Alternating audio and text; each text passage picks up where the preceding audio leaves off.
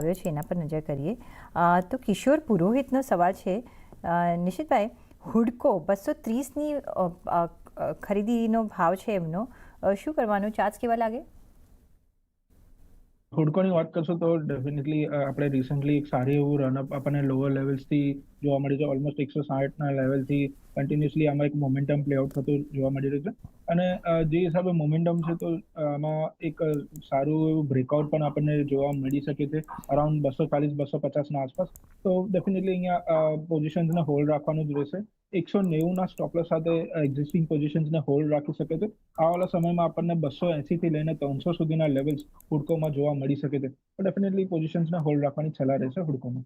Okay, તો અત્યારના of course અહીંયા તમે હોલ્ડ કરી શકો છો. અહીંયા આપણે 280 સુધીના આઈ થિંક લેવલ્સ જોઈ શકીએ છીએ. તો અહીંયા હોલ્ડની સલાહ તમને મળતી દેખાઈ રહી છે. સાથે જ